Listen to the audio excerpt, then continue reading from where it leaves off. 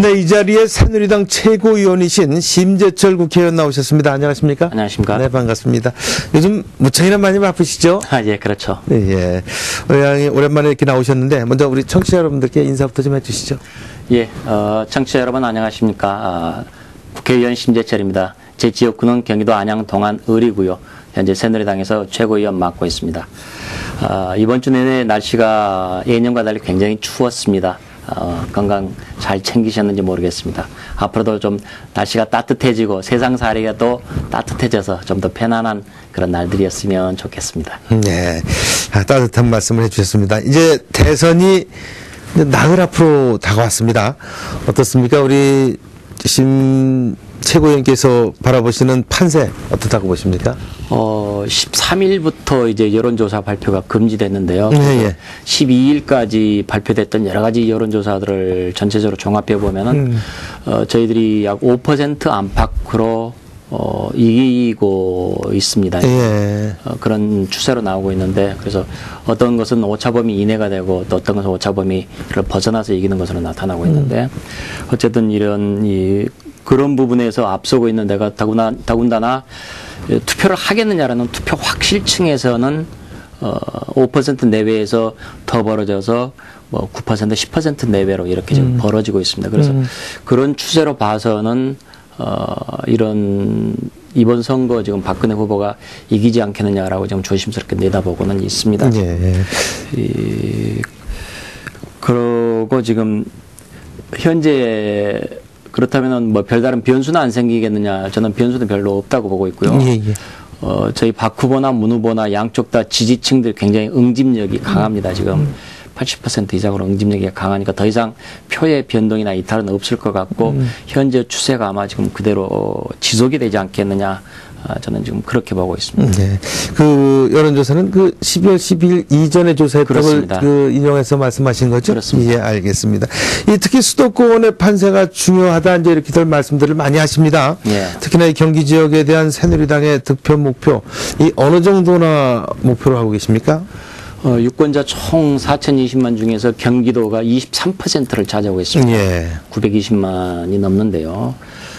그래서 이 경기도에서 승리한 후보가 대선에서 승리한다라고 지금 볼 수가 있습니다.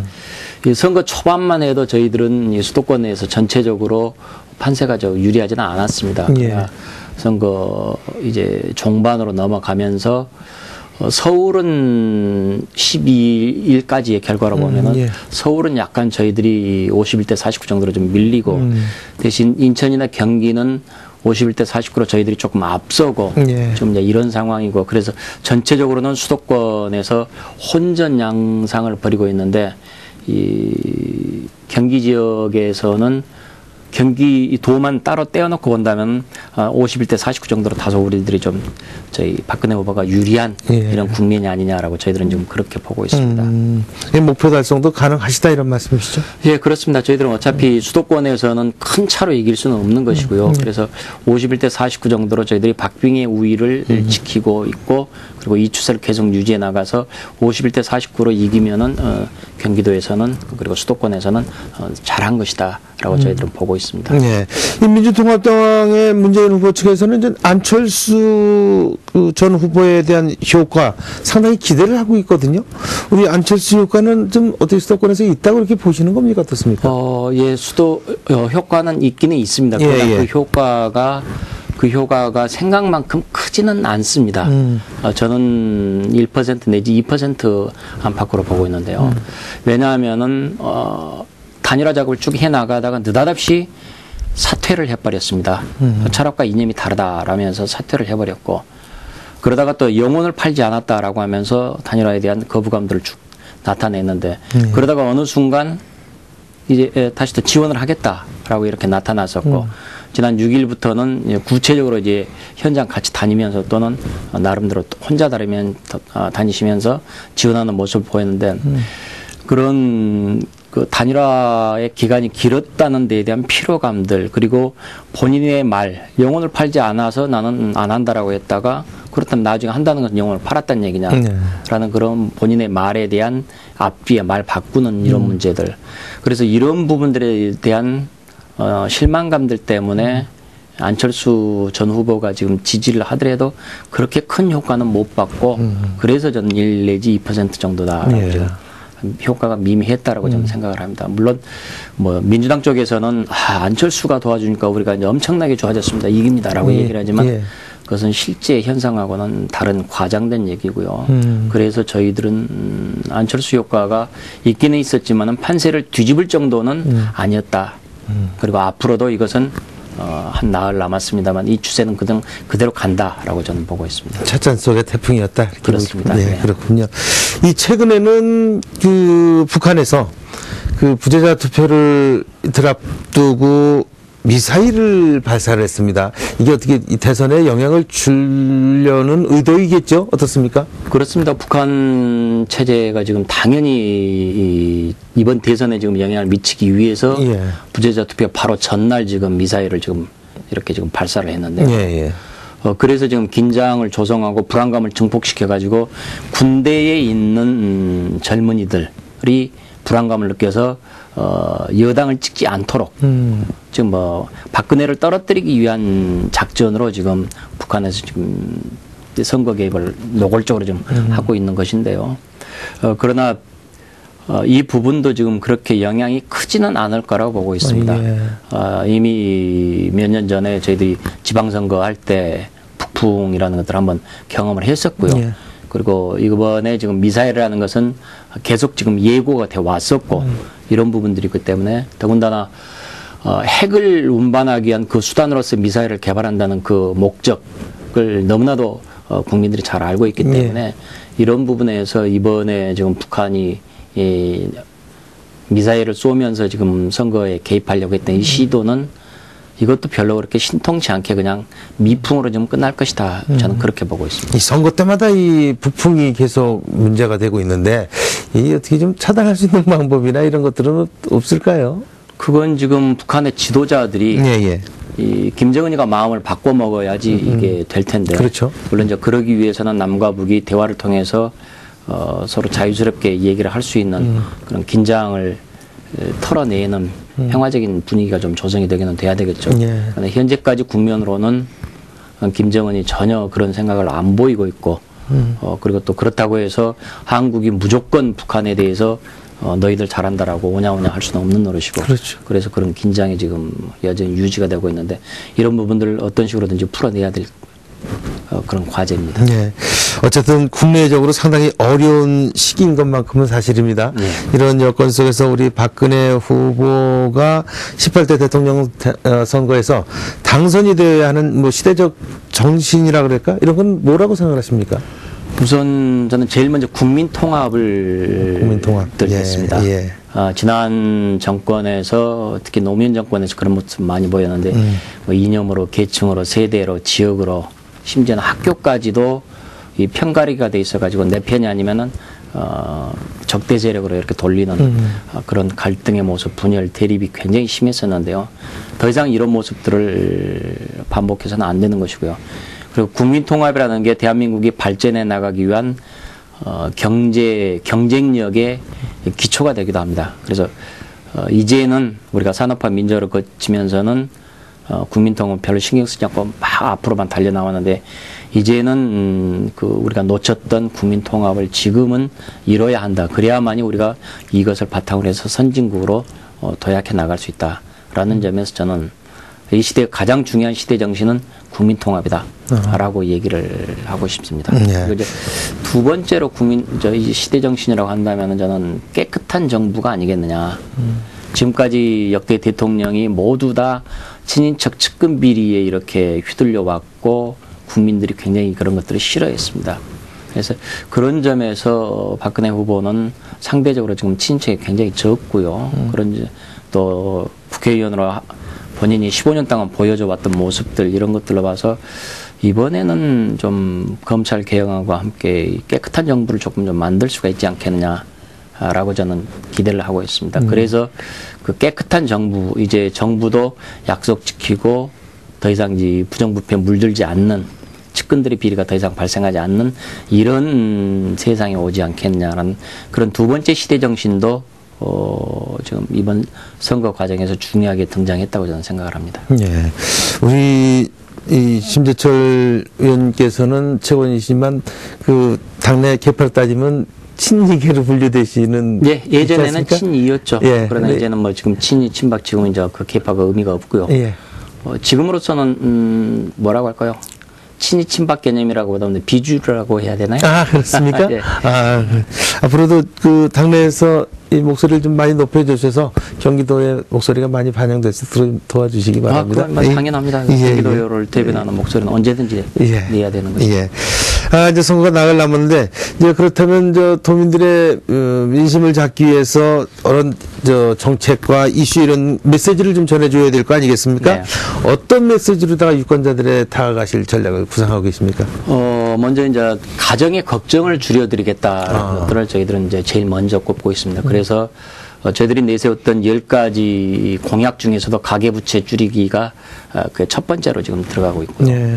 이게 집이 있는 사람은 하우스푸어로 걱정되고 집이 없는 사람은 월세값, 절세값이 월세, 전세값이 치솟아서 이제 고통을 받고 있고 그래서 이런 부분들 좀 풀고 그다음에 또 320만이 넘는 신용 불량자들, 금융채무 불이행자들 이 부분들을 또 감면해 줘야 되겠고 그래서 그분들이 다시 재기할 수 있는 바탕을 만들어 주고 이런 정책들을 통해서 가계부채, 가계 걱정 문제 좀 덜어드리고 그다음에 두 번째로는 일자리 늘리는 작업들이 굉장히 기묘하고요. 그래서 이제 일자리와 관련해서 저희들은 뭐 늘지오라고 이제 얘기합니다.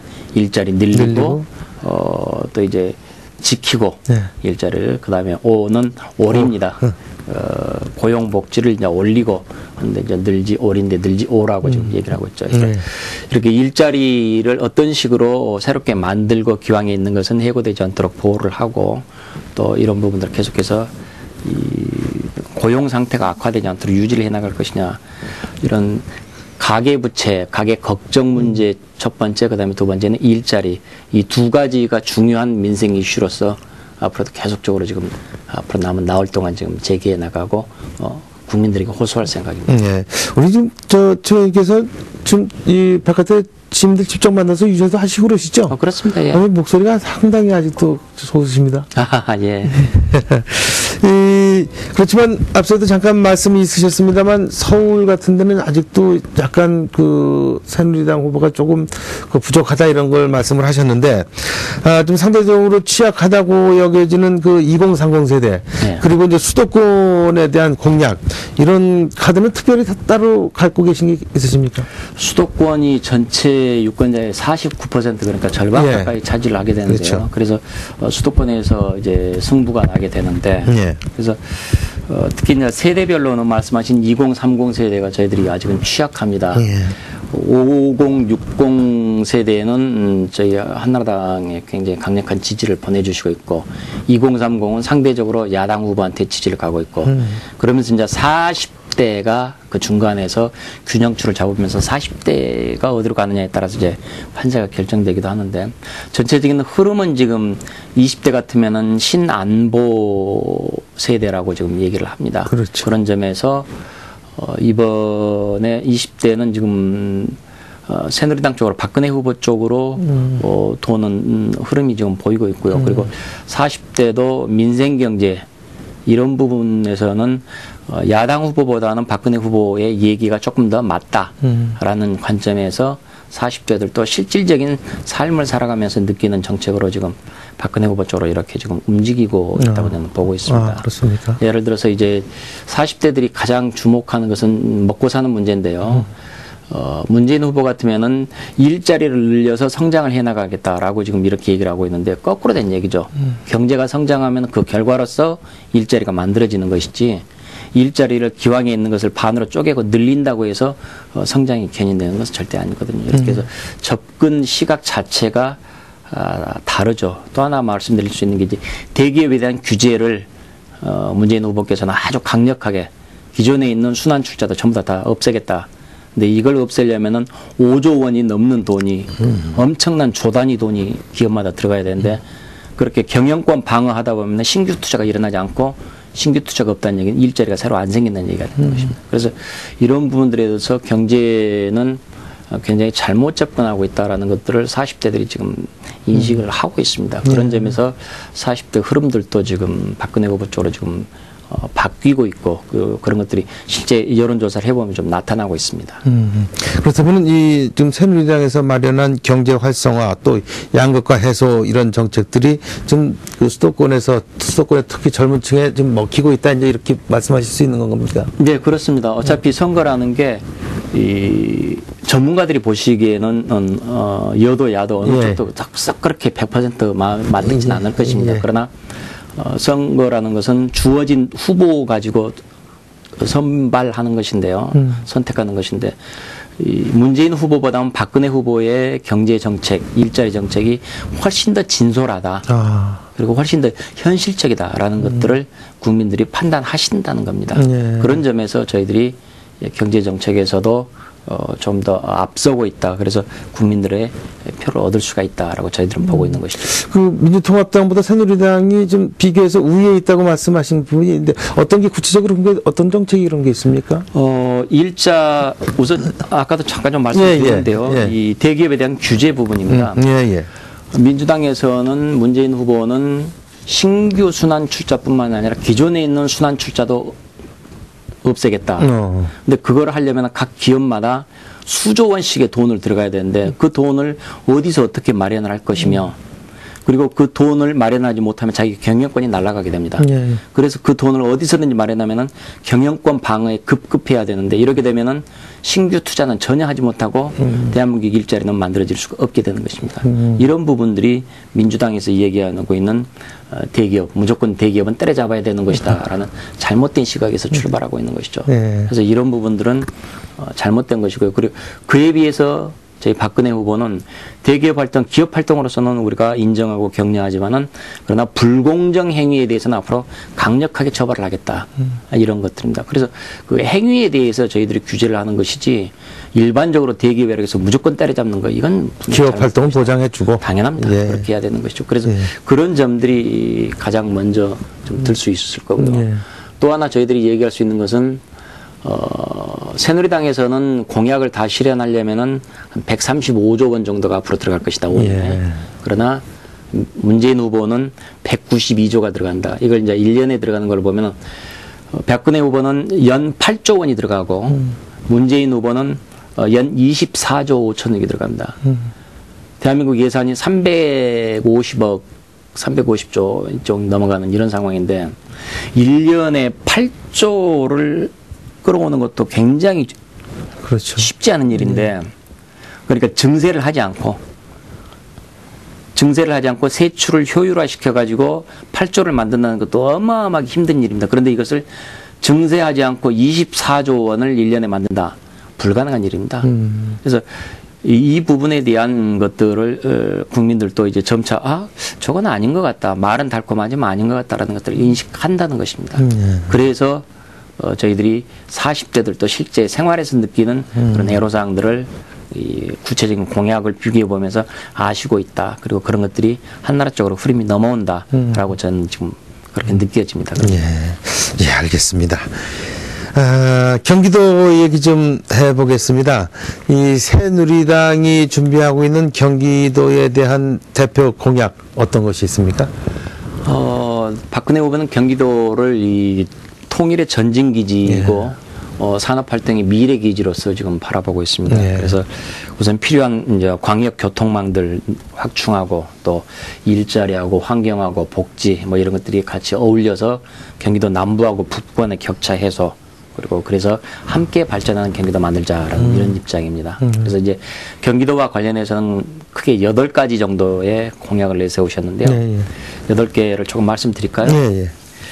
첫째 가지 한류 지원을 위한 기반을 조성을 하자라는 것이고요. 두 번째가 수서 평택 간의 KTX를 의정부까지도 북쪽으로 좀 더 끌어올리자라는 거고요. 세 번째가 GTX를 추진을 하겠다. GTX는 지금 크게 봐서 3개 노선이 지금 연결이 돼 있죠. 킨텍스에서 수서 가는 거, 그리고 송도에서 청량리 가는 거, 그리고 의정부에서 금정, 안양 금정 오는 거 이런 건데, 그다음에 이제 네 번째가 복선 전철 사업도 앞으로도 계속 지속하겠다라는 건데 이게 수도권 교통망과 관련한 것이죠. 그 철도망이 지금 3군데인데요. 월곶에서 광명 거쳐서 판교 가는 것, 그다음에 여주에서 원주 가는 것, 그리고 인덕원에서 수원 가는 것, 이 사업들을 추진을 하겠다 공약이고, 5번째가 DMZ 인근 지역들, 그러니까 김포, 파주, 연천 이쪽이 되겠죠. 그렇죠. 그쪽을 생태 평화벨트로 조성해서 경기 북부 쪽에 관광을 활성화시키겠다라는 내용이고요.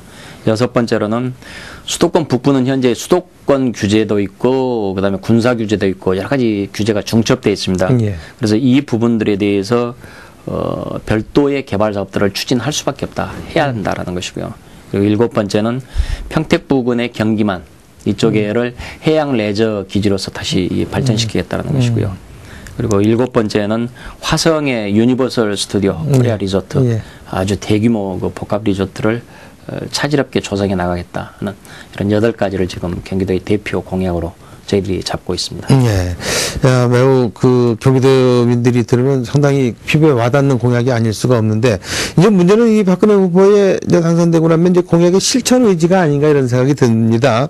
어떻습니까? 우리 심 의원께서 이렇게 생각하시기에 박근혜 후보의 이 공약에 대한 실천 의지, 관심, 경기도에 대한 관심 어떻다고 보십니까? 보고 느끼신 거 좀 얘기 좀 해주시죠. 박근혜 후보가 자기가 한 말에 대해서는 굉장히 그 신경을 많이 쓰는 분이에요. 예. 그래서 약속은 최대한 지켜야 된다라는 생각을 가지고 있는 분이고요.